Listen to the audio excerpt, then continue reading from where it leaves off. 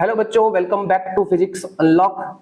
आज जो है वो हम रीनीट रिवीजन के अंदर वेव ऑप्टिक्स के जो है वो क्वेश्चन करेंगे। ठीक है ना। जितने भी प्रीवियस ईयर के क्वेश्चन आ रखे हैं, जो भी अच्छे अच्छे सवाल आ रखे हैं, उनको अपन करेंगे ताकि इससे जो है वो आपकी तैयारी जो है वो और अच्छे से हो जाए। तो आई होप आप सभी बढ़िया होंगे। और लास्ट क्लास में जो है वो इस क्लास के लिए अपन ने लाइव के लिए ट्राई किया था, बट कुछ टेक्निकल प्रॉब्लम की वजह से वो हो नहीं पाया था। तो अपन इसको ट्राई करेंगे लाइव क्लास के लिए भी, ठीक है ना, अगली क्लास के लिए। तो अभी जो है वो अपन इसका जो है वो रिकॉर्डेड वीडियो ही अपन जो अपलोड कर रहे हैं। तो आज की क्लास में अपन वेव ऑप्टिक्स के जो प्रीवियस ईयर के क्वेश्चंस आए हुए हैं उसको अपन सॉल्व करने की कोशिश करेंगे। और इसके बाद में जो है वो अपन करंट इलेक्ट्रिसिटी को अपन लेंगे, जो बहुत ही हाई वेटेज है, जिससे लगभग 3 से 4 क्वेश्चन उससे आते हैं। तो सबसे पहले अपना काम वही रहेगा कि जो भी शॉर्ट नोट्स है वो जो है वो अपन इसके देखेंगे और फिर उसके बाद में इसके प्रीवियस ईयर के अपन क्वेश्चंस करेंगे, ठीक है ना। तो बिल्कुल मेरे साथ में आप भी सॉल्व करते रहना, ठीक है ना। चलिए, तो सबसे पहले अपन इसकी थ्योरी देख लेते हैं, है ना। इसके अपन जो है वो पहले इसके शॉर्ट नोट्स अपन देख लेते हैं और चलिए। ओके, तो सबसे पहले आते हैं अपन जो है वो हाइजेंस वेव थ्योरी, है ना। ये हमको पता ही है ना। अब इसको अपन जो है वो थोड़ा सा फटाफट देख लेते हैं। तो इस थ्योरी को स्टार्ट करने से पहले सबसे पहले हमारे दिमाग में आना चाहिए वेव फ्रंट क्या होता है ना। वेव फ्रंट के बारे में हमें पता होना चाहिए। तो देखिए क्या कहलाता है वेव फ्रंट, कि जितने भी पार्टिकल्स होते हैं मीडियम के, है ना, अगर वो ऑसिलेट करें इन सेम फेज, है ना। देखो ये लिखा हुआ है, the locus of all particles of medium which are vibrating या oscillating in same phase at given instant, at given time। किसी गिवन टाइम पर अगर मीडियम के पार्टिकल अगर सेम फेज में ऑसिलेट कर रहे होते हैं तो उनका अगर अपन लोकस बनाते हैं तो वो क्या कहलाता है, वेव फ्रंट कहलाता है। और बेसिकली वेव फ्रंट जो है वो कितने 3 टाइप के होते हैं। एक तो होता है हमारे पास में स्फेरिकल वेव फ्रंट, दूसरा होता है हमारे पास में प्लेन वेव फ्रंट, और तीसरा होता है हमारे पास में कौन सा, जो है वो सिलेंड्रिकल वेव फ्रंट, ठीक है ना। अब इसके लिए जैसे कि अगर अपन बात करें, ये टॉपिक वेव फ्रंट का बिल्कुल वैसा ही है जैसा आप जो है वो इलेक्ट्रोस्टैटिक्स के अंदर जो है वो इक्विपोटेंट सरफेस देखते हो, बिल्कुल सेम टू सेम वैसा ही है। वहां पर भी हम जो है वो spherical equipotential surface, plane equipotential surface, cylindrical equipotential surface ये देखते हैं, तो सेम यहाँ पर भी वैसा ही है, ठीक है ना। तो देखो ये जैसे मेरे पास में यहाँ पे बना रखे, एक प्लेन वेव फ्रंट बना रखा है और एक मैंने जो है वो यहाँ पर स्फेरिकल वेव फ्रंट बना रखा है, ठीक है ना। अब जैसे स्फेरिकल वेव फ्रंट की बात करें तो ये हमारे पास में क्या हो गया, ये हो गया हमारे पास में पॉइंट सोर्स, है ना। पॉइंट सोर्स से हमारे पास में जो वेव फ्रंट बनता है वो कैसा बनता है, स्फेरिकल बनता है। और अगर वही सोर्स जो हमारे पास में रखा हुआ हो, जो इंफिनिटी पे रखा हुआ हो, तो कैसा बनता है, जो वो प्लेनर बनता है, ठीक है ना। क्योंकि इनफाइनाइट से आने वाली जो रेज होती है वो क्या होती है, पैरेलल होती है, और उनसे जो वेव फ्रंट बनता है वो कैसा बनता है, प्लेन वेव फ्रंट बनता है। और वही अगर मेरे पास में अगर लीनियर सोर्स है, जैसे कि मेरे पास में ये जो मार्कर है ना, ये जो पेन है, ये कैसा है, हमारे पास में लीनियर है, तो इसके चारों तरफ जो वेव फ्रंट बनेगा वो कैसा बनेगा, वो सिलेंड्रिकल बनेगा, ठीक है ना। तो एक तो हमें ये पता होना चाहिए। और किसी भी वेव फ्रंट के ऊपर जितने भी पॉइंट होते हैं वो एक नए फ्रेश सोर्स की तरह काम करते हैं, ठीक है ना, जिनको अपन क्या बोलते हैं, सेकेंडरी वेवलेट्स बोलते हैं, ठीक है ना, ये ध्यान रखें। चलो इसके बाद आ जाते हैं हमारे पास में जो है वो कौन सा, कोहेरेंट सोर्स। अब कोहेरेंट सोर्स क्या कहलाता है, किसको कहता है, ऐसे दो सोर्स जिनकी फ्रीक्वेंसी क्या हो, सेम हो, और उनका जो इनिशियल फेज डिफरेंस हो वो क्या हो, कांस्टेंट हो, ठीक है ना, उनको अपन क्या बोलते हैं, कोहेरेंट सोर्स बोलते हैं ना। The two source are coherent if only if they produce wave of same frequency and hence wavelength, चाहे फ्रीक्वेंसी की बात करो या वेवलेंथ की बात करो, ठीक है ना, and has a constant initial phase. उनका इनिशियल फेज क्या होना चाहिए, कांस्टेंट होना चाहिए। ऐसे सोर्सेस को अपन क्या बोलते हैं, कोहेरेंट सोर्स बोलते हैं। फिर उसके बाद में आता है हमारे पास में कौन सा, इनकोहेरेंट सोर्स। अब इनकोहेरेंट सोर्स किसको बोलते हैं, ऐसे दो सोर्स जिनके लिए फ्रीक्वेंसी क्या हो, डिफरेंट हो, और इनिशियल फेज डिफरेंस क्या हो, वेरी करे टाइम के साथ में, तो इनको अपन क्या बोलते हैं, इनकोहेरेंट सोर्स बोलते हैं, ठीक है ना। फिर उसके बाद में आता है हमारा सबसे इंपॉर्टेंट जो है वो कौन सा है, यंग डबल स्लिट एक्सपेरिमेंट, ठीक है ना, YDAC के नाम से अपन इसको जानते हैं, सबको पता ही है। इसकी जो रिजल्टेंट इंटेंसिटी होती है उसका फॉर्मूला ये हमारे पास में, I = I1 + I2 + 2√I1 I2 cos phi, ठीक है। और फिर अगर अपन बात करें एम्पलीट्यूड का, तो एम्पलीट्यूड का फॉर्मूला भी हमें पता होना चाहिए, है ना। A² = हमारे पास में होता है क्या, A1² + A2² + 2a1 a2 cos 5, ठीक है ना। तो ये हमारे पास में क्या हो गया, रिजल्टेंट एम्पलीट्यूड हो गया, ठीक है ना। तो अब अगर अपन देखें इंटेंसिटी जो होती है वो विड्थ ऑफ स्लिट के डायरेक्टली प्रोपोर्शनल होती है, बट एम्पलीट्यूड के स्क्वायर के डायरेक्टली प्रोपोर्शनल होती है। ये ध्यान रखें, इंटेंसिटी विड्थ ऑफ स्लिट के प्रोपोर्शनल, बट एम्पलीट्यूड के स्क्वायर के डायरेक्टली प्रोपोर्शनल, है ना, ये प्रोपोर्शनल। और ये तो हो गया हमारे पास में I1 अपॉन I2, और ये हो गया I maximum upon I minimum, यानी कि मैक्सिमम इंटेंसिटी और मिनिमम इंटेंसिटी का जो रेशियो होता है वो इस तरीके से दिया जाता है, ठीक है ना। अब अगर अपन बात करें यहाँ पर हमारे पास में यंग डबल स्लिट एक्सपेरिमेंट के अंदर, तो इसके कुछ कंडीशन है, जैसे कि हमारे पास में distance of nth bright fringe, distance of nth bright fringe वो हमारे पास में होती है कितनी, n लैम्डा d अपॉन में d, ठीक है ना। और फिर उसके बाद में अपन बात करें तो यहाँ पे जो पाथ डिफरेंस होता है वो कितना होता है, n लैम्डा होता है, जहां पर n इज इक्वल्स टू जो होता है वो हमारे पास में होता है होल नंबर, यानी कि 0 1 2 3 एंड सो ऑन, ठीक है। और फिर उसके बाद में अपन बात करें distance of mth dark fringe या nth डार्क फ्रिंज, उसके लिए हमारे पास में ये फार्मूला यूज करते हैं, जहां पर पाथ डिफरेंस हमारे पास में होता है 2m-1/2 इंटू लैम्डा, और जहां पर m को जो है वो अपन 1 2 3 इस तरीके से अपन रखते हैं।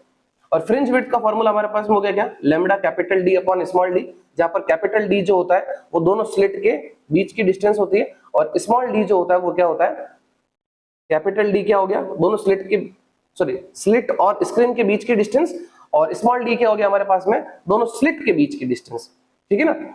और फिर उसके बाद में आता है अपन जो है वो इसकी एंगुलर विड्थ इसकी क्या होती है, लैम्डा अपॉन में d, ठीक है। इसको अपन ना देखें तो कोई दिक्कत वाली बात नहीं है, ये हमारे वैसे भी सिलेबस में नहीं है। रीनीट के अगर अपन जो नीट की बात करें, अगर आप रीनीट की प्रिपरेशन कर रहे हो तो उसमें आपको ये देखने की जरूरत नहीं है, ठीक है। आगे बढ़ते हैं अपन जो है वो नेक्स्ट। उसके बाद आता है हमारे पास में क्या, डिफ्रैक्शन। तो डिफ्रैक्शन में हमें कौन सा पढ़ना है, फ्रॉनहोफर डिफ्रैक्शन पढ़ना है। इसके लिए हमारे पास में मिनिमा और मैक्सिमा की कंडीशन आपको जो है वो पता होनी चाहिए, ठीक है ना, मिनिमा और मैक्सिमा की कंडीशन पता होनी चाहिए। और फिर उसके बाद अपन बात करें linear width of central maxima, ये कितनी होती है हमारे पास में 2 लैम्डा d अपॉन में a, और angular width of central maxima ये कितनी होती है हमारे पास में 2 लैम्डा अपॉन में a, ठीक है ना। लीनियर विड्थ क्या होगी 2 लैम्डा d अपॉन में a, और एंगुलर विड्थ क्या होगी 2 लैम्डा अपॉन में a जो क्या है स्लिट की डिस्टेंस हो जाती है ना, a क्या है डिस्टेंस ऑफ स्लिट। उसके बाद में आता है अपन जो है वो पोलराइजेशन। अब पोलराइजेशन की अगर अपन बात करें तो इसमें सबसे पहले अपन पढ़ते हैं क्या, ब्रूस्टर्स लॉ, है ना। अब ब्रूस्टर्स लॉ के अंदर हमारे पास में जो रिफ्रैक्टिव इंडेक्स होता है वो किसके बराबर होता है, मीडियम का tan थीटा p के बराबर में होता है, जहां पर हमारे पास में थीटा p क्या है, एंगल ऑफ पोलराइजेशन, या अपन बोल सकते हैं ब्रूस्टर्स एंगल या पोलराइजिंग एंगल, ठीक है ना।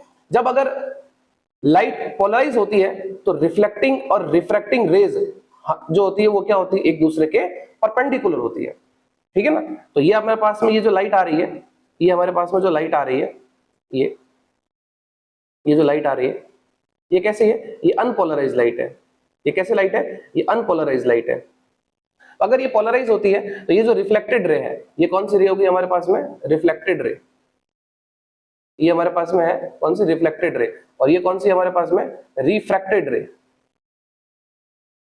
ये है हमारे पास में रिफ्रैक्टेड रे। इनके बीच में जो एंगल होता है जब ये रे पोलराइज हो जाती है तो अपन बोलते हैं कि रिफ्लेक्टेड रे और रिफ्रैक्टेड रे के बीच में एंगल होता है वो कितना होता है, 90 डिग्री का होता है।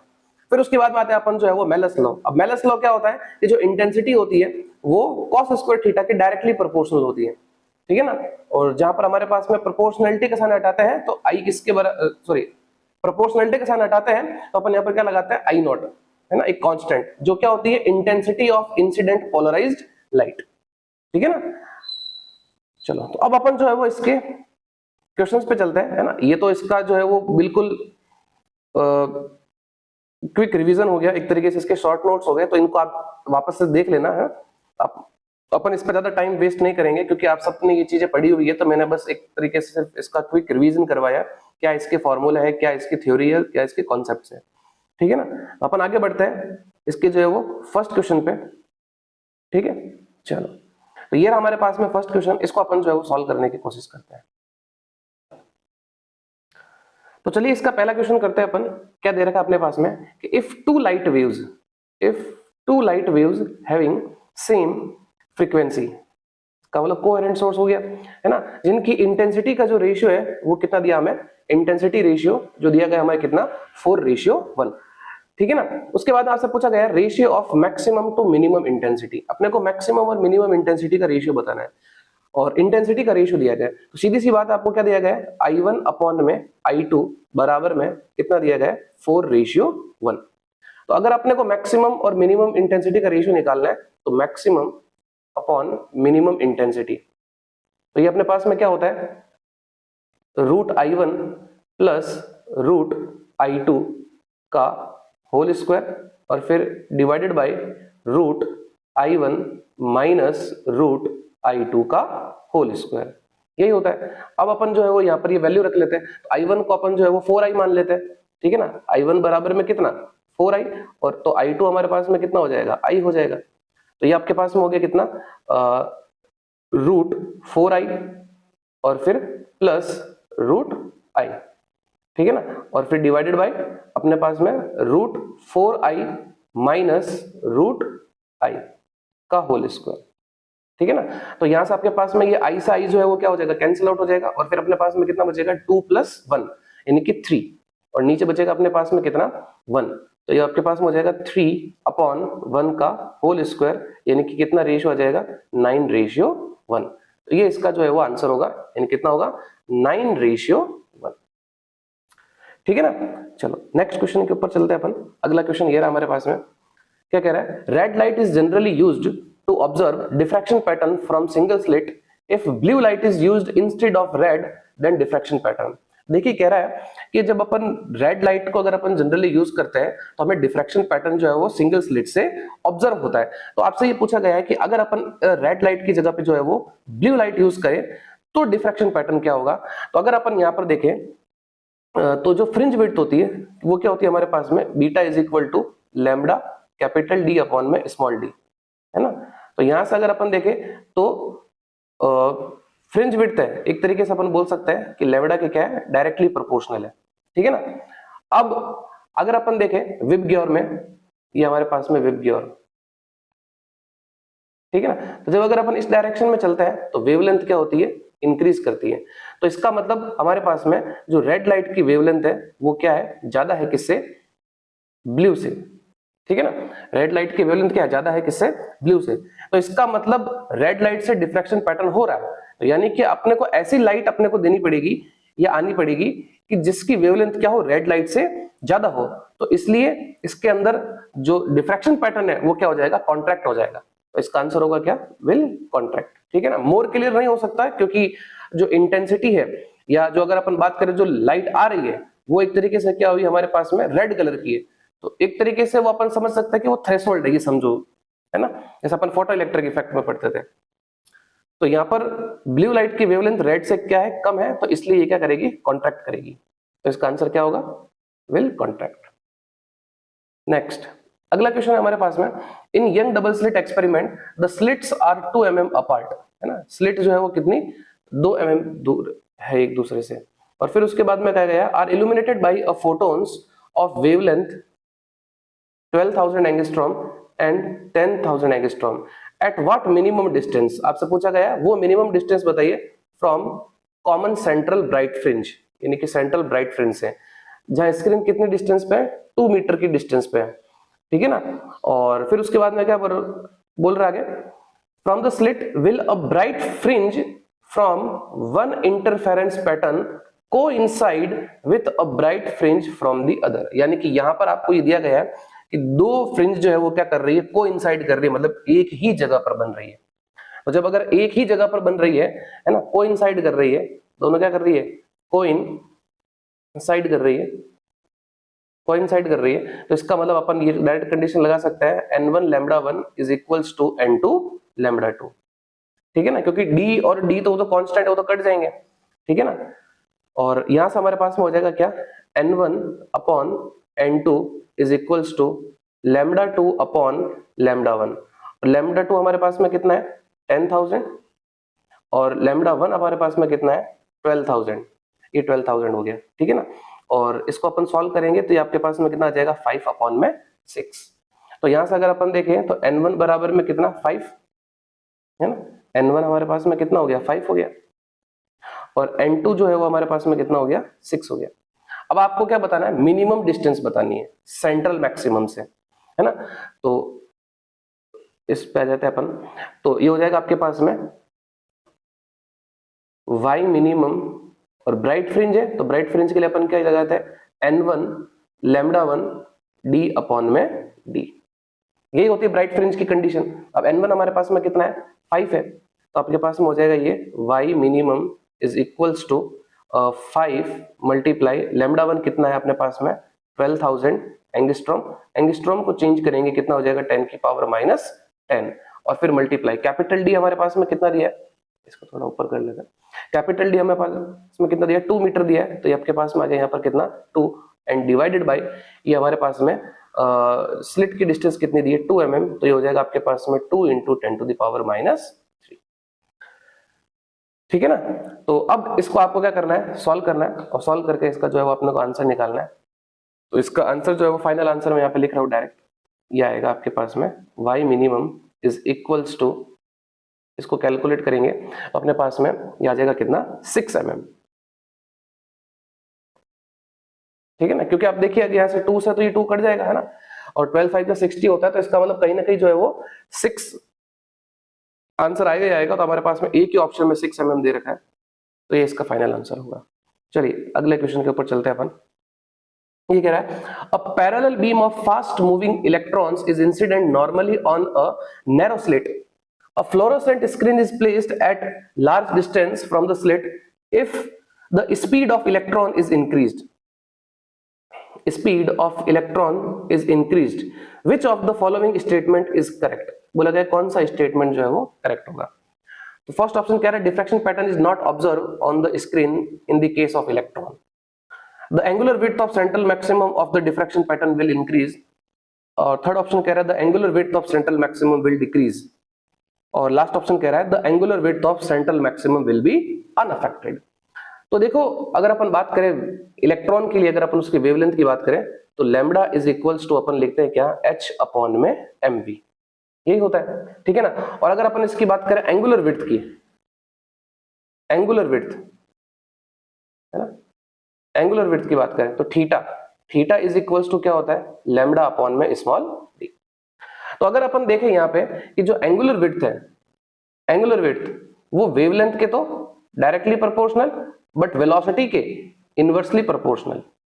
तो इसका मतलब क्या हुआ कि अगर अपन वेलोसिटी यानी कि स्पीड को अगर अपन क्या करें, बढ़ाएं, स्पीड को अपन क्या करें, बढ़ाएं, तो इसका मतलब एंगुलर विड्थ क्या हो जाएगी, डिक्रीज कर जाएगी। तो इसका आंसर क्या होगा, इसका आंसर हो जाएगा अपने पास में angular width of central maximum will decrease, ठीक है। Next, in young double slit experiment the intensity of light at a point on the screen where the path difference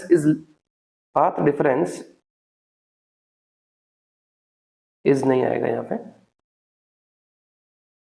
path difference lambda is key, path difference lambda नहीं दे रखा है, ये sorry path difference k नहीं दे रखा है, ये ध्यान रखें, ठीक है ना। ये पूरा सेंटेंस चल रहा है अपने पास में यहाँ पर, the intensity of light at a point, जिस पॉइंट पे आ रही है लाइट की intensity on the screen, where path difference कितना दे रखा है, लैम्डा इज की, यानी कि वो इंटेंसिटी कितनी दे रखी है अपने को, के दे रखी है, ठीक है ना। और लैम्डा जो क्या है, वेवलेंथ, लैम्डा क्या है अपने पास में, वेवलेंथ ऑफ लाइट यूज्ड।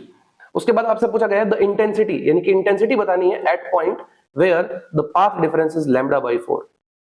जब पाथ डिफरेंस लैम्डा है तब इंटेंसिटी k है, और अगर हम अब पाथ डिफरेंस लैम्डा बाई 4 हो तो इंटेंसिटी क्या होगी, ये क्वेश्चन कह रहा है, ठीक है ना। चलो तो इसको करते हैं अपन। सबसे पहले तो हमें इंटेंसिटी के लिए एक तो हमें चाहिएगा फेज डिफरेंस चाहिएगा, तो फेज डिफरेंस निकालना पड़ेगा। तो अगर अपन देखें फेज डिफरेंस और पाथ डिफरेंस के बीच में क्या रिलेशन होता है, तो ये पहली कंडीशन को अपन लेके चलते हैं। जो फेज डिफरेंस है, phase difference is equals to हमारे पास में होता है 2 पाई अपॉन लैम्डा इनटू में पाथ डिफरेंस, ठीक है ना। और पाथ डिफरेंस कितना दिया, लैम्डा दिया, तो हमारे पास में फेज डिफरेंस हो जाएगा delta phi is equals to 2 pi upon में लैम्डा इनटू में लैम्डा। तो ये लैम्डा से ये लैम्डा कैंसिल आउट हो जाएगा, हमारे पास में फेज डिफरेंस जो है वो कितना आ जाएगा, 2 पाई आ जाएगा, ठीक है। अब इंटेंसिटी पे आ जाते हैं, तो इंटेंसिटी क्या होती है हमारे पास में, I इज इक्वल्स टू, ये आपके पास में हो जाएगा क्या, I1 प्लस I2 प्लस, या मैं इसको डायरेक्ट ऐसा लिख लेता हूँ, दोनों की इंटेंसिटी सेम ही है, तो ये हो जाएगा आपके पास में I0 प्लस 2 रूट I0 और फिर रूट I0 और फिर cos फाई, और फाई कितना हमारे पास में 2 पाई है, आपके पास में ये हो जाएगा कितना, I is equals to 2I0 plus 2I0 और फिर cos 2 पाई, और cos 2 पाई कितना होता है, cos 2 पाई कितना होता है, 1 होता है, तो हमारे पास में ये हो जाएगा कितना, I is equals to 4I0, और ये हमारे पास में कितना दिया गया है, ये क्वेश्चन में बोला गया है कि ये किसके बराबर में है, ये k के बराबर में, ये k दिया गया है। अब बोला गया है कि जो पाथ डिफरेंस है वो कितना हो जाए, लैम्डा बाई 4 हो, चलो उसके लिए भी कर लेते हैं, तो सेकंड कंडीशन लगा लेते हैं, है ना, वही वापस delta phi is equals to 2 pi upon में लैम्डा और इनटू, अब पाथ डिफरेंस कितना है, लैम्डा बाई 4, तो ये लैम्डा बाई 4, तो ये इससे कैंसिल आउट हो जाएगा और ये इससे कैंसिल आउट हो जाएगा, तो इसका मतलब हमारे पास में जो फेज डिफरेंस आएगा वो कितना आएगा हमारे पास में, पाई बाई 2 आएगा। फेज डिफरेंस कितना आया हमारे पास में, पाई बाई 2 आया। अब अपने को इंटेंसिटी निकालनी है, तो अगेन जो है वो अपन वापस फॉर्मूला लगाएंगे, I इज इक्वल्स टू, ये हो जाएगा आपके पास में कितना, I0 प्लस 2 रूट I0 और फिर ये रूट I0 और cos फाई, और फाई की जगह पे अपन कितना रखेंगे, पाई अपॉन में 2 रखेंगे, ये आपके पास में ये आ जाएगा कितना, पाई बाई 2, ठीक है ना, तो ये आपके पास, और cos पाई बाई 2 कितना होता है, 0 होता है, तो ये पूरी टर्म कितनी हो जाएगी, 0 हो जाएगी, तो हमारे पास में I इज इक्वल्स टू कितना हो जाएगा, 2I0 हो जाएगा। तो इसका मतलब पहले कितना था, देखो k था, k कब था, जब I की वैल्यू कितनी थी, 4I0 थी, और अब कितना हो गया, 2I0, तो इसका मतलब ये कितना हो गया, k अपॉन में 2, तो इसका आंसर क्या होगा, k अपॉन 2 होगा, k अपॉन 2, ये इसका फाइनल आंसर होगा, ठीक है ना। चलो नेक्स्ट क्वेश्चन पे चलते हैं। A beam of light of wavelength 600 nanometre from a distance source falls on a single slit 1 mm, तो वेवलेंथ दी अपने को, कितना दिया वेवलेंथ, 600 नैनोमीटर, है ना, और falls on a single slit, slit की डिस्टेंस दी कितनी, 1 mm wide, and the resulting diffraction pattern is observed on a screen 2 metre away, 2 metre away अपने को दिखता है, तो क्या बोला गया, the distance between first dark fringe either side of central bright fringe, central bright fringe के दोनों तरफ जो डार्क फ्रिंज है उनके बीच की डिस्टेंस क्या है, ये हमें बताना है। तो ऑब्वियसली बात है, एक साइड की डिस्टेंस हमारे पास में लैम्डा डी अपॉन डी होती है, तो दूसरी साइड की भी कितनी होती है, लैम्डा डी अपॉन डी होती है, तो ओवरऑल हमारे पास में कितना हो गया, 2 लैम्डा डी अपॉन में डी। तो चलिए इसको अपन जो है वो सॉल्व करते हैं, है ना, इसको अपन सॉल्व करते हैं।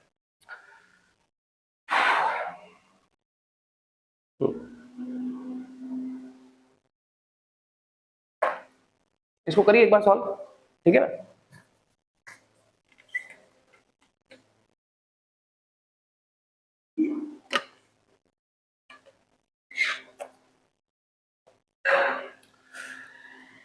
तो ये हो जाएगा आपके पास में beta is equals to 2 lambda D upon में डी, सो 2 मल्टीप्लाई लैम्डा कितना दिया आपने को, 600 नैनोमीटर, तो 600 मल्टीप्लाई 10 टू द पावर -9, और फिर मल्टीप्लाई कैपिटल डी कितना दिया आपने को, 2 दिया, तो ये 2, और फिर डिवाइडेड बाय हमारे पास में स्मॉल डी कितना हमारे पास में 1 mm, तो ये हो जाएगा आपके पास में 1 इंटू 10 टू द पावर -3, ठीक है ना, तो ये हो जाएगा आपके पास में कितना, 6 टू जा 12 और 12 टू जा 24, तो यानी कहने का मतलब है 24 या तो 2.4 जो है mm होना चाहिए या 2.4 सेंटीमीटर होना चाहिए। तो ऑब्वियसली बात है हमारे पास में, देखो ये आपके पास में ऊपर चला जाएगा तो 5 हो जाएगा, और ये आपके पास में 5 -4 सो -9, तो आपके पास में हो जाएगा कितना, 5 -9, ये माइनस का आपके पास में 4 हो जाएगा, और फिर इधर से आपके पास में 2 जीरो इधर भी आ जाएंगे, तो इसका मतलब आंसर आना चाहिए 2.4 mm आना चाहिए। कितना आंसर आना चाहिए, 2.4 mm, तो आंसर आएगा कितना 2.4 mm, ये इसका आंसर होगा। ठीक है बच्चों, चलो आगे बढ़ते हैं अब अपन अगले क्वेश्चन की तरफ। ये आपके पास में अगला क्वेश्चन है ना, क्या कह रहा है, in a double slit experiment the two slits 1 mm apart, दोनों स्लिट जो है वो एक दूसरे से कितना,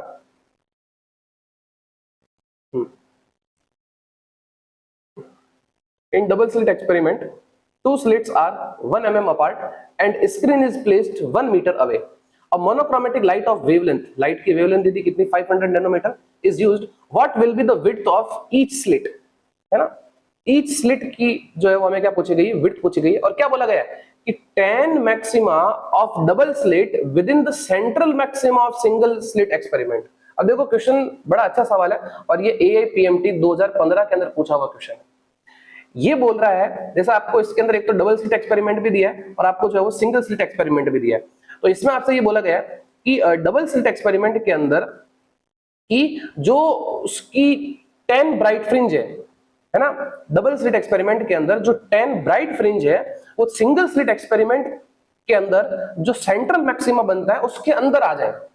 ठीक है ना, तो इसके लिए आपसे पूछा गया कि what will be the width of each slit, है ना, दोनों स्लिट में से हर एक की जो है वो विड्थ कितनी होनी चाहिए, ये आपसे इस क्वेश्चन के अंदर पूछा गया।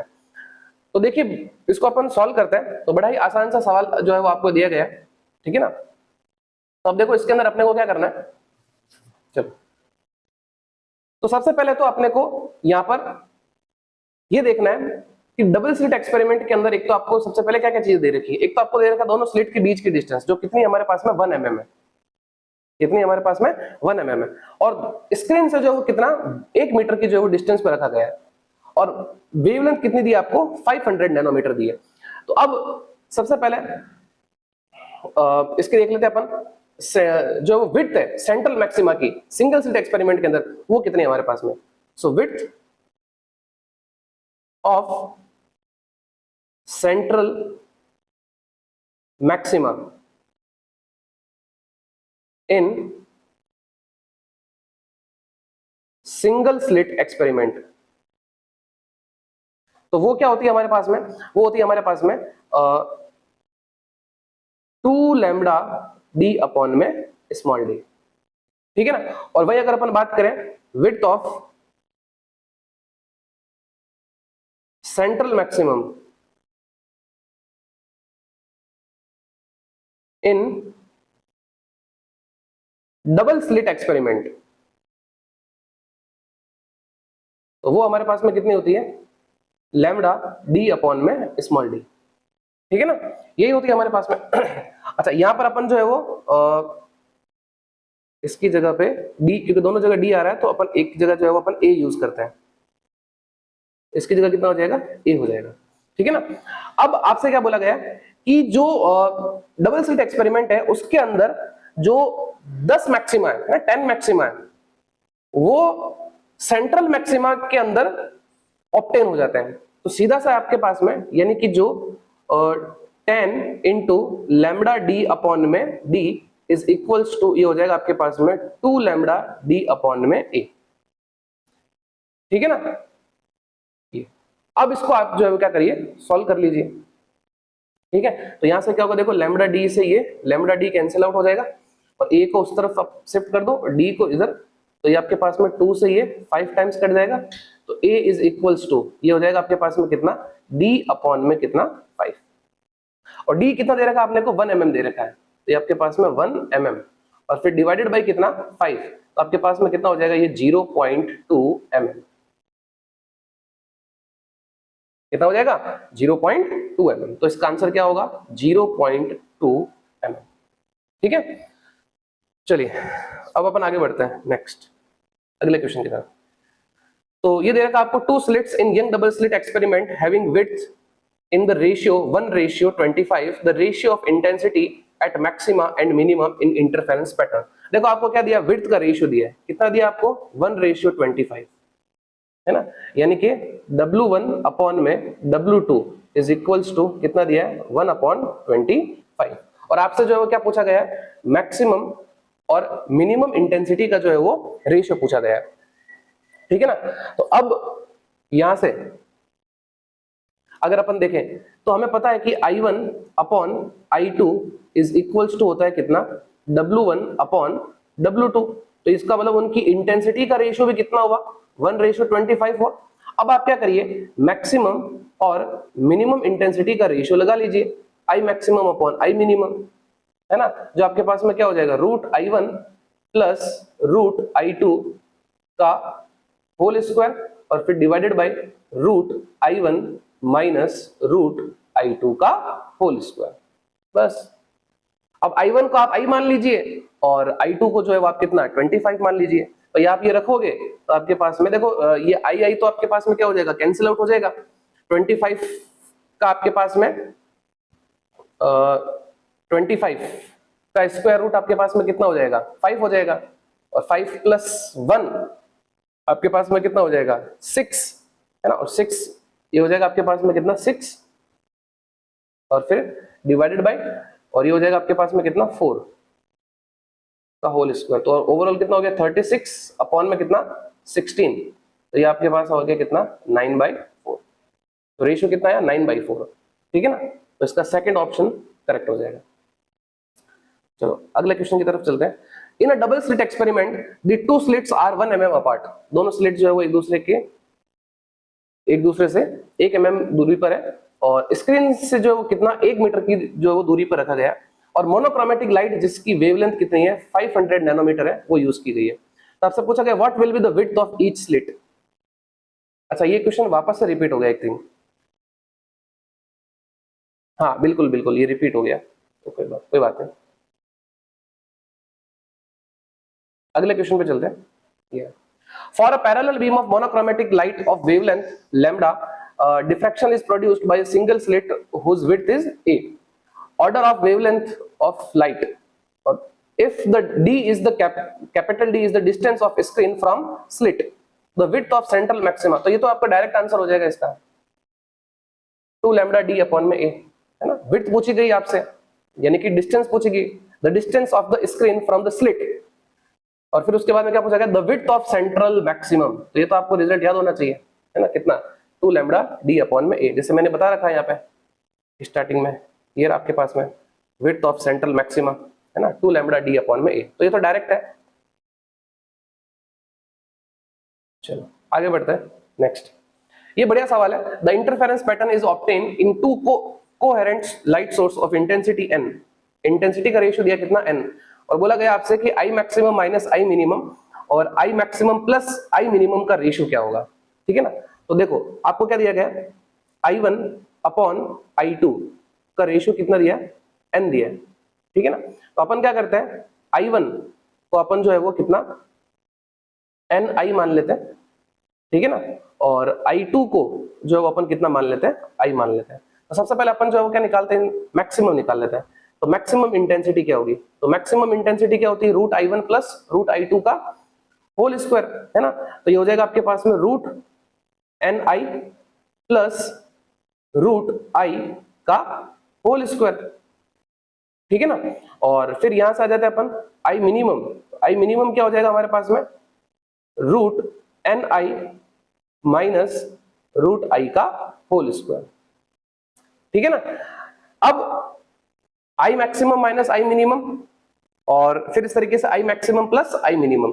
तो इसको अपन थोड़ा सा अगर और देखें तो इसको ऐसा लिख सकते हैं, यहां से अगर मैं I बार ले लूं तो I, और ये हो जाएगा आपके पास में √n प्लस 1 का होल स्क्वायर, और यहां से जो है वो मैं I बार आ जाएगा, तो ये हो जाएगा आपके पास में √n माइनस 1 का होल स्क्वायर, ठीक है ना। तो अब अपन निकाल लेते हैं ये I maximum minus I minimum upon I maximum plus I minimum, ठीक है ना। तो I मैक्सिमम ये अपने पास में कितना हो गया, देखो I से I तो जो है हमारे पास में जो कॉमन आके कैंसिल आउट हो जाएंगे, तो ऊपर हमारे पास में क्या बचेगा, √n प्लस 1 का होल स्क्वायर और फिर माइनस √n माइनस 1 का होल स्क्वायर, और फिर डिवाइडेड बाय ये हो जाएगा आपके पास में √n प्लस 1 का होल स्क्वायर और फिर प्लस √n माइनस 1 का होल स्क्वायर। क्लियर है। अब अपन यहाँ पर जो है वो आइडेंटिटी लगा लेंगे तो ये आपके पास में हो जाएगा, देखो ऊपर कितना हो जाएगा, रूट एन का स्क्वायर कितना हो जाएगा, एन प्लस 1 और फिर प्लस 2 रूट एन और फिर माइनस और ये एन, ठीक है, और फिर आपके पास में हो जाएगा माइनस का प्लस 1 और फिर माइनस का 2 रूट एन, ठीक है, और फिर डिवाइडेड बाय सेम नीचे भी ऐसे ही होगा, एन प्लस 1 एन प्लस 1 और फिर प्लस 2 रूट एन और फिर प्लस एन प्लस 1 और फिर माइनस 2 रूट एन। अब जो कट रहा है उसको अपन जो क्या करते हैं, कैंसिल आउट कर लेते हैं यहाँ पे। तो क्या होगा, देखो ये 1 से ये 1 कैंसिल आउट हो जाएगा, ठीक है ना, और ये n से ये n कैंसिल आउट हो जाएगा। नीचे भी हमारे पास में 2 रूट n से ये 2 रूट n कैंसिल आउट हो जाएगा। तो अपने पास में अब हो जाएगा कितना, ये आएगा आपके पास में ऊपर कितना, 2 रूट n और 2 रूट n कितना हो गया, 4 रूट n और फिर डिवाइडेड बाय ये आपके पास में 2n, n और n कितना हो गया 2n और 1 और 1 कितना हो गया 2, तो 2 कॉमन आ जाएगा, तो यह बचेगा आपके पास में कितना, n प्लस 1 और फिर 2 से ये 4 2 टाइम्स कैंसिल आउट हो जाएगा और फाइनल आंसर अपने पास में आ जाएगा कितना, 2 रूट n अपॉन में n प्लस 1। तो ये इसका आंसर होगा। तो कौन सा हो जाएगा, ऑप्शन नंबर 4। तो ये बढ़िया सवाल था, ठीक है ना। चलिए अगले क्वेश्चन पे चलते हैं। क्या कहा गया, the intensity at the maximum in a Young double slit experiment is I0। Maximum intensity कितनी दी है, I0 दी। The distance between two slit is equals to कितना, 5 lambda, where lambda is wavelength of light used in experiment, और what will be the intensity in front of one slit on the screen placed D is equal to 10D। अब देखो इस question को करने के लिए हमारे पास में जो चीजें पता होनी चाहिए वो क्या होना चाहिए, जैसे कि आपको एक तो पाथ डिफरेंस इसका ना, तो पाथ डिफरेंस की अगर अपन बात करें तो वो अपने पास में हो जाएगा कितना, y into small d upon में कैपिटल D, ठीक है ना। और यहां से आपको जो है वो कितना बोला गया, what will be the intensity in front of one slit, तो इसका मतलब एक स्लिट, दोनों स्लिट के बीच की डिस्टेंस कितनी होती है, d होती है। तो एक स्लिट की डिस्टेंस कितनी होगी, d/2, तो इसका मतलब y की जगह अपन कितना रखेंगे, d/2 रखेंगे, तो ये d/2 इनटू में d और फिर डिवाइडेड बाय कैपिटल D, और कैपिटल D कितना दिया, ये दिया आपने को 10D दे रखा है, ठीक है ना। तो अपने पास में ये एक D से एक D कट जाएगा और पाथ डिफरेंस हमारे पास में delta x is equals to कितना आ जाएगा, d अपॉन में 20, और d की जगह अपने को कितना रखना है, 5 लैम्डा रखना है, तो delta x is equals to ये अपने पास में हो जाएगा 5 लैम्डा और डिवाइडेड बाय कितना 20, तो 5 से ये 4 टाइम्स कट जाएगा, तो अपने पास में डेल्टा x बराबर में कितना हो जाएगा, लैम्डा अपॉन में 4। ये पाथ डिफरेंस आ गया। अब निकाल लो क्या फेज डिफरेंस, तो फेज डिफरेंस हमारे पास में delta phi is equals to 2 pi upon में लैम्डा इनटू में कितना, लैम्डा बाय 4, तो ये लैम्डा से ये लैम्डा कैंसिल आउट हो गया और 2 से ये 2 टाइम्स कैंसिल आउट हो गया। अब इंटेंसिटी निकालनी है तो intensity I is equals to आपके पास हो जाएगा कितना, I0 cos स्क्वायर और अपने पास में कितना, 5 अपॉन में 2, 5 अपॉन 2 क्यों, क्या, क्योंकि हमें जो है वो एक स्लिट के लिए पूछा गया ना, what will be the intensity in front of one slit, ठीक है। तो I is equals to I0, अपने पास में I0 ही रहने दो और अपने पास में फिर हो जाएगा cos स्क्वायर और 5 की जगह अपन रखेंगे कितना, 5 अपने पास में कितना आ गया, π/2, तो π/2 रखोगे तो अपने पास में कितना हो जाएगा, ओवरऑल π/4 हो जाएगा। और cos π/4 कितना होता है, 1 अपॉन √2, और √2 का स्क्वायर करोगे तो 2 हो जाएगा, तो अपने पास फाइनल आंसर आ जाएगा I इज इक्वल्स टू कितना, I0/2, तो I0/2 होगा। अच्छा, दो ऑप्शन सेम आ रखे हैं, इसको छोड़ दीजिए, एक ही होगा, I0/2 होगा। चलो अगले क्वेश्चन की तरफ चलते हैं अपन। A linear aperture whose width is 0.02 centimetre, है ना। A linear aperture whose width कितनी दी है, 0.02 centimetre, is placed immediately in front of a lens of focal length 60 centimetre. Focal length कितना दिया है, 60 सेंटीमीटर।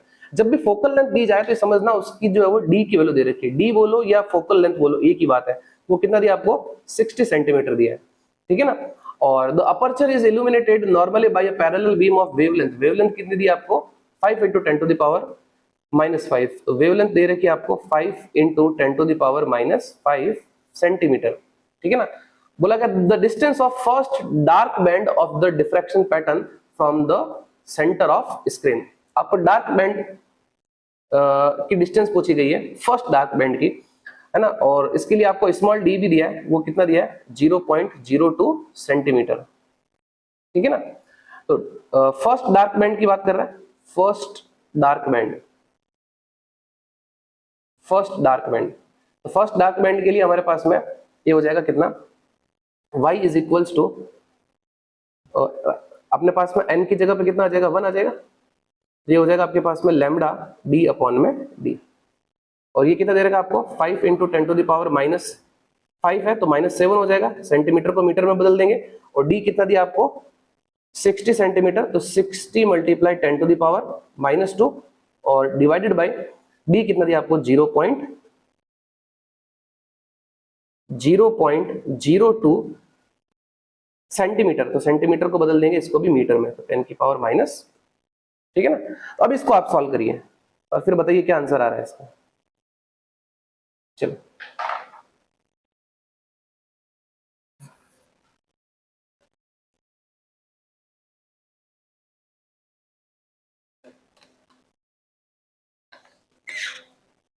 चलिए अपन जो है अगले क्वेश्चन की तरफ बढ़ते हैं, नेक्स्ट क्वेश्चन की तरफ, ठीक है। क्या बोला, in a diffraction pattern due to single slit of width a first minimum is observed at an angle of 30 degree when light of 5000 angstrom is used on slit. तो बोला गया है the secondary maximum is observed at an angle, first किस में मिल रहा है 30 degree में मिल रहा है। तो बोला गया है कि सेकेंडरी मैक्सिमम जो है वो किस एंगल पे ऑब्जर्व होगा। तो अपन इसको समझते सीधा सा, डिफ्रैक्शन पैटर्न की बात कर रहे हैं तो हमारे पास में क्या होता है a sin 30 is equals to कितना लैम्डा, है ना। और sin 30 कितना होता है 1/2 इज इक्वल्स टू कितना लैम्डा अपॉन में a, ठीक है। तो ये तो हो गया आपके पास में क्या,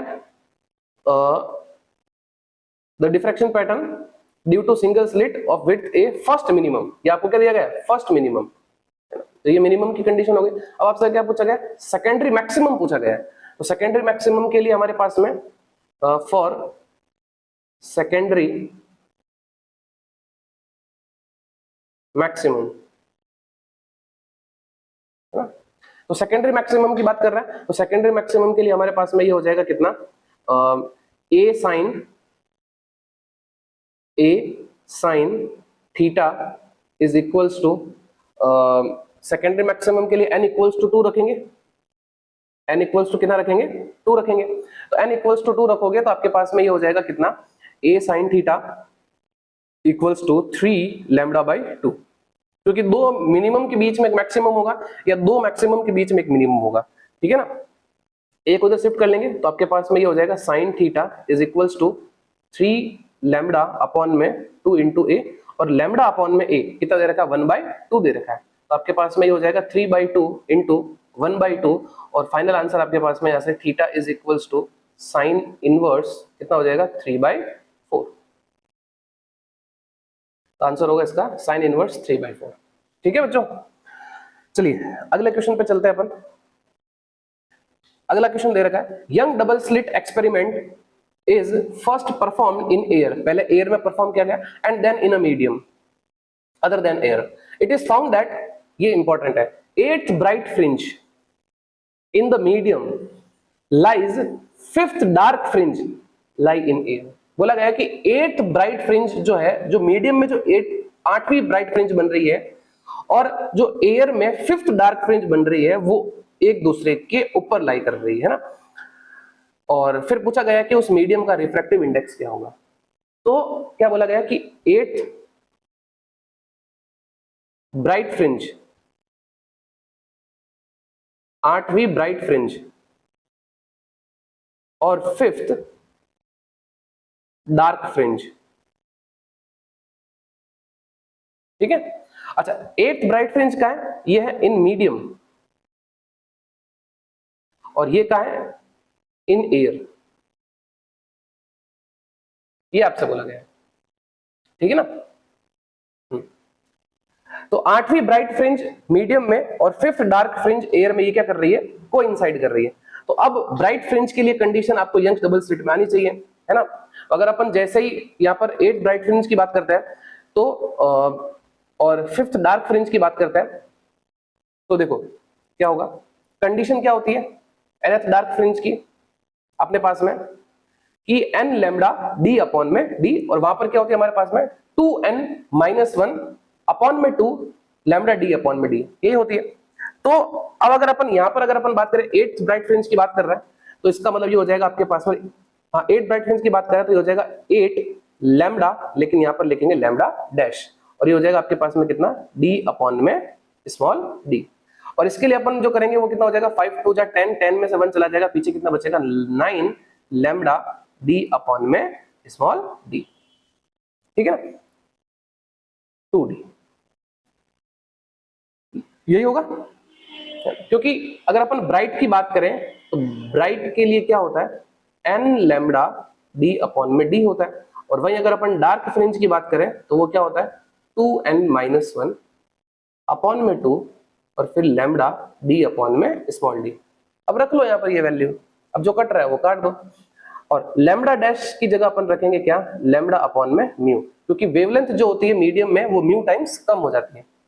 तो यहां से आपके पास में ये d से ये d ये कैंसिल आउट हो जाएंगे, है ना, और 8 इंटू ये हो जाएगा आपके पास में कितना lambda by mu is equals to ये आपके पास में 9 अपॉन में 2 और इंटू लैम्डा। तो ये लैम्डा से ये लैम्डा कैंसिल आउट हो गया, म्यू इस तरफ चला जाएगा, तो आपके पास में यहां से हो जाएगा mu is equals to 8 to जा 16, 16 डिवाइडेड बाई 9। तो ये आपके पास में कितना आएगा इक्वल्स टू 1 पॉइंट, है ना,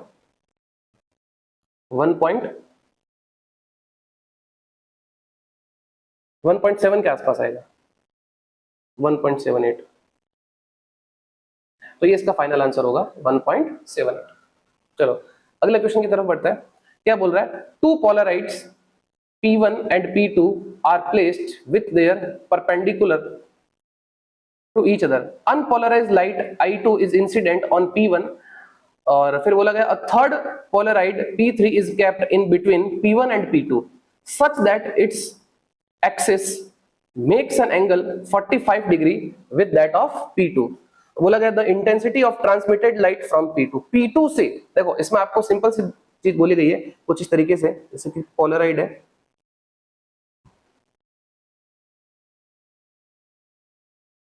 ना, ये आपके पास में क्या हो गया P1 हो गया, ठीक है, और third Polaroid P3 is kept in between. अब देखो यहां से जो लाइट आएगी, है ना, उसकी इंटेंसिटी कितनी है हमारे पास में, कुछ दिया हुआ है, ये दिया unpolarised light I0 is incident on P1। तो यहां से जो लाइट आ रही है उसकी इंटेंसिटी वो हमारे पास में कितनी है I0 है। तो अब इससे जो निकलेगी उसकी इंटेंसिटी कितनी हो जाएगी I0 by 2 हो जाएगी, है ना, उससे कितनी हो जाएगी हमारे पास में I0 by 2 हो जाएगी। तो ये हमारे पास में हो जाएगा कितना, यहां से निकलेगी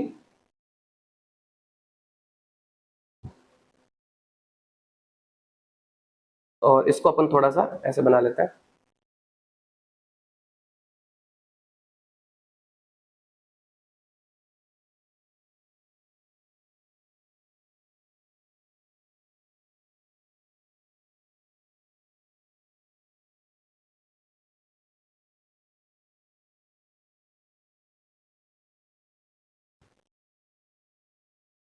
ये कुछ इस तरीके से, ठीक है ना।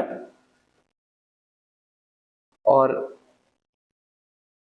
क्या बोला गया, और third Polaroid P3 is kept in between P1 and P2 such that its axis makes an angle 45 degree. तो ये जो दिया गया है ये कितना एंगल बन रहा है, ये 45 डिग्री बन रहा है,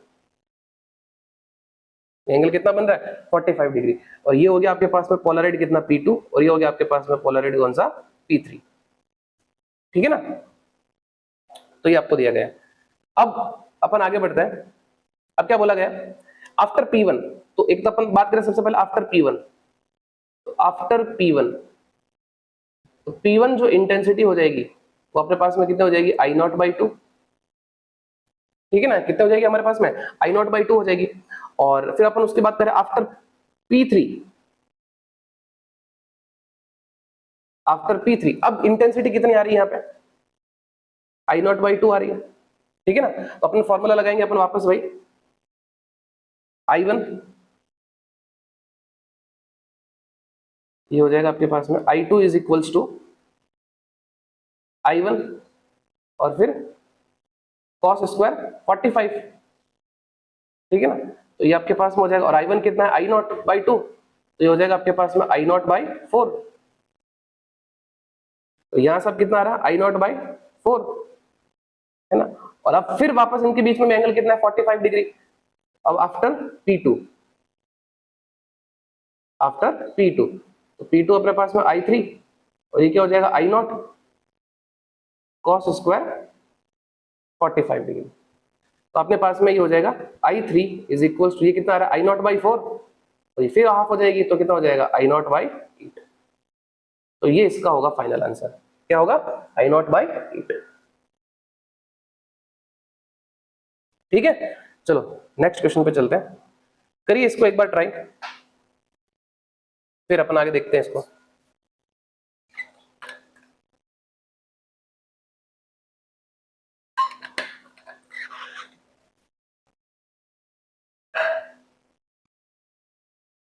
तो चलिए अगला क्वेश्चन क्या कह रहा है हमारे पास में, in Young double slit experiment the separation between the slit is 2 mm, separation between the slit is 2 mm, the wavelength of light used is 5896 angstrom and the distance d between the screen and slit is 100 centimeter. It is found that the angular width of fringe is 0.20 degree, ये degree दे रखा है, to increase the angular fringe width to 0.21 degree with same wavelength and distance between slit and screen. तो पूछा गया the separation between the slits needs to change, तो कितनी जो है वो अपने को स्लिट को चेंज करना पड़ेगा, है ना, सेपरेशन बिटवीन द स्लिट्स। तो देखो सीधा सा है ये क्वेश्चन, बहुत ही क्लियर है कि आपको दिया गया है कि जब 2 mm है तब आपके पास में उसमें जो एंगुलर फ्रिंज विड्थ है वो कितनी है, 0.20 है, उसको कितना करना है, 0.21 करना है, तो कितनी जरूरत होगी, है ना।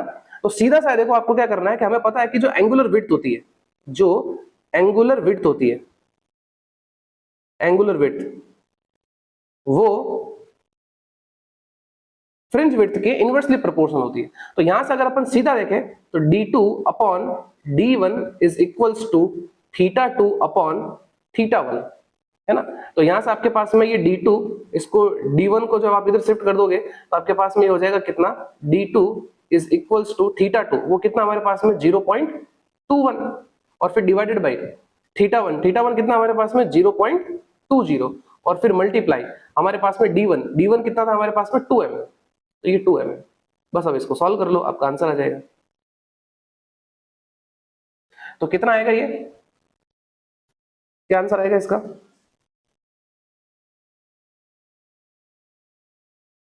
Zero point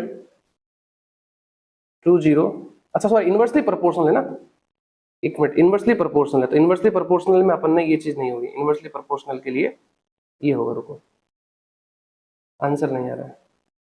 so d2 upon में d1, सो d2 अपॉन d1 अपने पास में ये हो जाएगा क्या, एक सेकेंड, θ1 अपॉन θ2।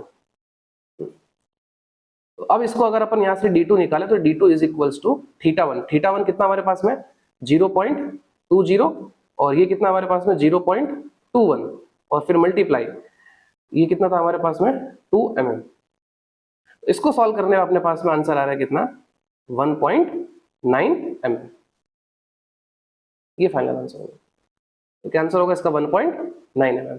चलिए अगले क्वेश्चन पे चलते हैं, क्या कह रहा है ये कि एक अनपोलराइज्ड लाइट जो है वो इंसिडेंट होती है from air on a plane surface material, reflective index mu at a particular angle of incidence, ठीक है ना, angle of incidence. It is found that the reflected and refracted rays are perpendicular to each other, which of the following option is correct for this situation. ठीक है, unpolarised light जब किसी plane surface पे incident होती है जिसका refractive index दे रखा है म्यू दे रखा है और बोला गया किसी particular angle of incidence I पर it is found that the reflected and refracted rays are perpendicular to each other. ये क्या, तो इसका मतलब लाइट क्या हो गई, पोलराइज्ड हो गई, है ना, लाइट इज पोलराइज्ड, लाइट जो है वो पोलराइज हो चुकी है। तो आपसे बोला गया कि कौन सा स्टेटमेंट करेक्ट होगा। Reflected light is polarised with its electric vector parallel to the plane of incidence, और उसके बाद बोला reflected light is polarised with its electric vector perpendicular to the plane of incidence.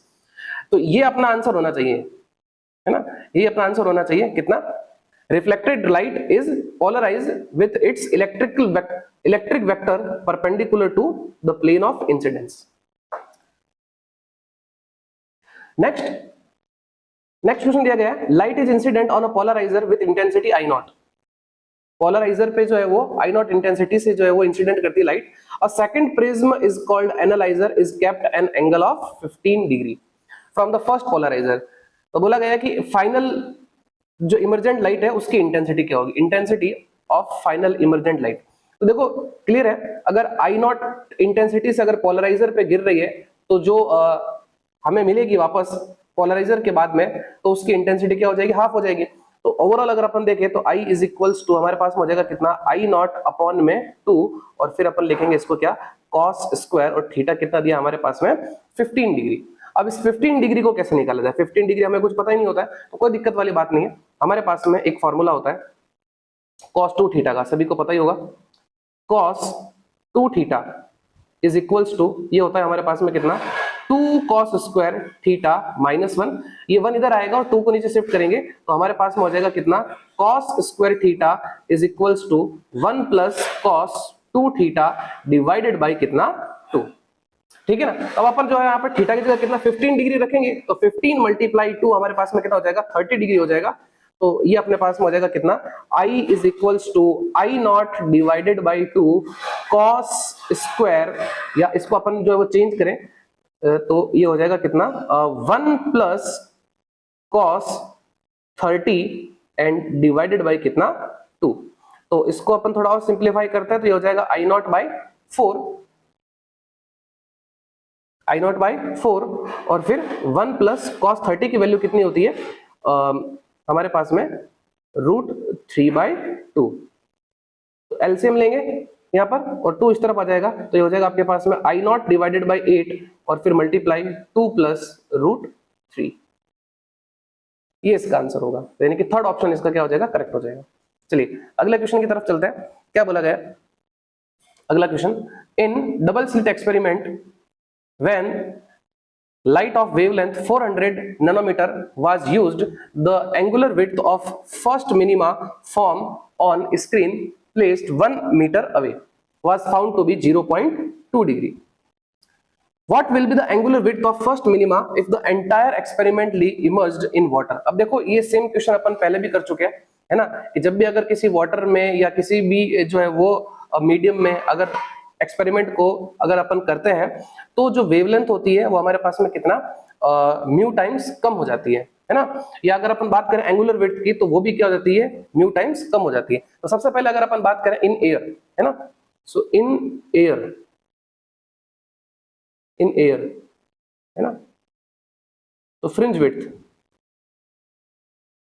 In air, तो अगर अपन बात करें in air में तो फ्रिंज विड्थ जो होती है वो हमारे पास में यानी कि theta air is equals to, ये आपके पास में हो जाएगी कितना, fringe width divided by capital D. ठीक है ना।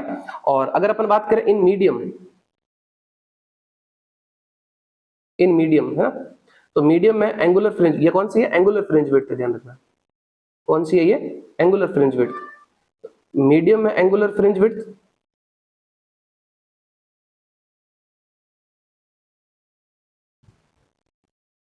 फ्रिंज विड्थ क्या हो जाएगी, इसका just divided by mu, so beta upon में म्यू इंटू डी हो जाएगा। ठीक है ना। तो ये आपके पास में हो गया कितना, theta m is equals to theta air divided by mu. बस अब अपने को क्या करना है, इसमें वैल्यू रखनी है सीधा, है ना। तो कितना है, 0.2 डिग्री दे रखा है तो 0.2, और वाटर का रिफ्रैक्टिव इंडेक्स कितना होता है 4/3, तो ये 4/3। अब बस इसको सॉल्व कर लेना, आपका आंसर आ जाएगा। ठीक है ना, कितना आ रहा है 0.15 डिग्री। चलो तो आंसर क्या हो जाएगा 0.15 डिग्री, फोर्थ ऑप्शन हो जाएगा। नेक्स्ट अगले क्वेश्चन पे चलते हैं। In Young double slit experiment if the separation between coherent sources is half, separation को कितना कर दिया, हाफ कर दिया, and the distance of screen from coherent source is double then the fringe width. देखो क्लियर है, फ्रिंज विड्थ क्या होती है लैम्बडा कैपिटल डी अपॉन में डी, ठीक है ना। अब डिस्टेंस को कितना कर दिया, हाफ कर दिया, यानी कि ये कितना कर दिया d/2 कर दिया, और स्क्रीन के बीच की डिस्टेंस कितनी कर दी, डबल कर दी, तो ये 2d कर दिया। अब फ्रिंज विड्थ कितनी हो जाएगी, तो beta dash is equals to, ये हमारे पास में हो जाएगा लैम्बडा, ये कैपिटल डी, ये कैपिटल डी, तो ये हो जाएगा कितना 2d, और फिर ये हमारे पास में कितना d/2, तो 2 2 = 4 लैम्बडा डी अपॉन में डी, तो इसका मतलब कितना टाइम्स हो गया हमारे पास में 4 टाइम्स हो गया, तो आंसर क्या होगा इसका 4 टाइम्स। ठीक है, चलो नेक्स्ट क्वेश्चन पे बढ़ते हैं आगे अपन। क्या बोला गया, 2 coherent sources of light interfere and produce fringe pattern on a screen for a central maximum, the phase difference between the two waves will be. अब ऑब्वियसली बात है सेंट्रल मैक्सिमम के लिए फेज डिफरेंस हमारे पास में कितना होना चाहिए, 0 होना चाहिए, तो इसका सीधा डायरेक्ट आंसर हो जाएगा 0।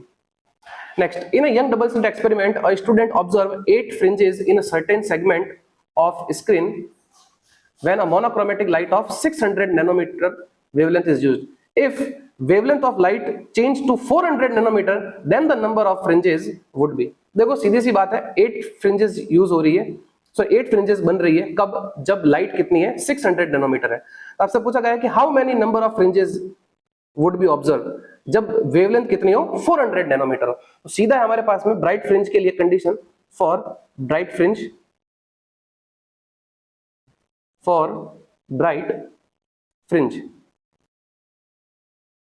तो ब्राइट फ्रिंज के लिए सीधा अपन यूज करेंगे n1 λ1 is equals to n2 λ2। n1 कितना दिया हमें 8 दिया, λ1 कितना दिया 600 दिया, और n2 हमारे पास में हमें फाइंड करना है, और ये कितना हमारे पास में 400। तो बस इसको सॉल्व कर लो, ये 0 से ये 0 उड़ा दो, 4 से ये जो है वो 2 टाइम्स कैंसिल आउट हो जाएगा, है ना। तो अपने पास में n2 इज इक्वल्स टू कितना आ जाएगा 12 आ जाएगा, तो क्या आंसर हो जाएगा इसका 12। चलिए next, in Young double slit experiment 2 statements are given. क्या कह रहा है, फर्स्ट स्टेटमेंट क्या कह रहा है, if screen is moved away from the plane of slit, angular separation of the fringe remains constant। second statement क्या कह रहा है हमारे पास में कि if the monochromatic source is replaced by another monochromatic source of larger wavelength, the angular separation of fringe decreases। ठीक है ना। तो देखो दोनों स्टेटमेंट आपको दिए गए, आपको बताना है कि जो है वो दोनों स्टेटमेंट सही है या गलत है या जो भी है, आपको देखो। तो फर्स्ट स्टेटमेंट क्या कह रहा है कि if screen is move away from the plane of slit, अगर स्क्रीन को प्लेन ऑफ स्लिट से दूर किया जाए तो angular separation of fringe remains constant. बिल्कुल सही है, उससे कोई फर्क पड़ेगा नहीं, ठीक है ना। नेक्स्ट क्या कह रहा है second statement, if the monochromatic source is replaced by another monochromatic source of larger wavelength, the angular separation of fringes decreases. गलत है सेकंड स्टेटमेंट, यानी कि फर्स्ट स्टेटमेंट आपको बिल्कुल करेक्ट दिया गया है और सेकंड स्टेटमेंट जो है वो रॉन्ग है, तो इसका आंसर हो जाएगा first is true but second is false. यहां पर जो है इंक्रीज होना चाहिए था, डिक्रीज नहीं। चलो next, if the monochromatic source in Young double slit experiment is replaced by white light, then क्या होगा ये बताइए। अगर मोनोक्रोमेटिक सोर्स को अगर यंग डबल स्लिट एक्सपेरिमेंट में रिप्लेस किया जाए तो क्या होगा, interference pattern will disappear. Interference pattern तो होगा ही होगा, डिसअपीयर तो हो नहीं सकता, थोड़ा फेंट जरूर होगा। There will be a central dark fringe surrounded by a few colored fringe। गलत। There will be a central bright fringe surrounded by a few colored fringe। ये सही है। थर्ड, सेंटर फ्रिंज के पास में जो क्या होगी, हमें कुछ हल्की सी जो है वो कलर्ड फ्रिंजेस भी जो है वो नजर आएगी। नेक्स्ट, बोल रहा है unpolarised light strikes a glass surface Brewster angle, then एक अनपोलराइज लाइट ग्लास सरफेस पे स्ट्राइक करती है ब्रूस्टर एंगल पे, तो क्या होता है? Reflected light will be partially polarised, refracted light will be completely polarized, both the reflected and reflected will be completely polarized. आगे बोल रहा है the reflected light will be completely polarized but refracted ray will be partially polarized. ये conceptual है सीधा, ये conceptual है, और ये भी अपन ने क्या, ये भी conceptual है, ठीक है ना? चलो, और इसमें भी आपको स्टेटमेंट पता होना चाहिए था। चलो ठीक है, आगे बढ़ते हैं अपन।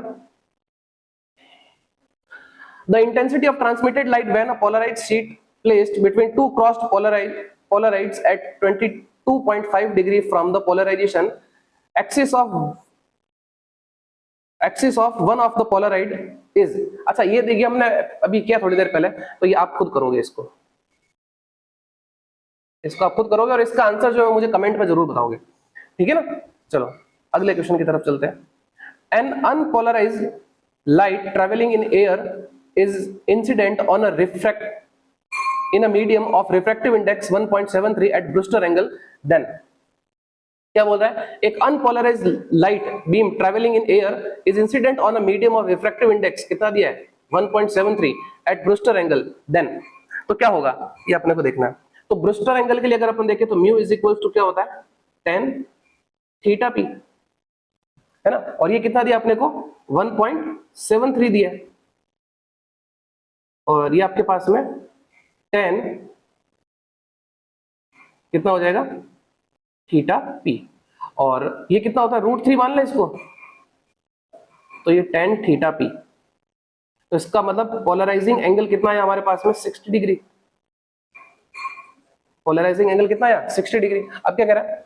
Reflected light is completely polarised and the angle of reflection is close to 60 degree. Reflected light is partially polarised and angle of reflection is close to 30 degree. Both reflected and transmitted light are perfectly polarised with angle of reflection, ये भी नहीं हो सकता, transmitted light is completely polarised and angle of reflection, तो इसका answer होगा, इसका first correct answer होगा इसका, ठीक है ना? तो अब अपन जो है वो आई थिंक ये सब कुछ हो चुका है। तो ये आपके वेव ऑप्टिक्स के जितने भी प्रीवियस ईयर के क्वेश्चंस थे ये अपन ने कर लिए, और नेक्स्ट क्लास में अपन जो है वो करंट इलेक्ट्रिसिटी, जिसके कम से कम 3 से 4 क्वेश्चन जो है वो एग्जाम में पूछ जाता है, तो उसको अपन करेंगे। तो आज की क्लास के लिए इतना ही, मिलते हैं नेक्स्ट वीडियो में। Thank you so much.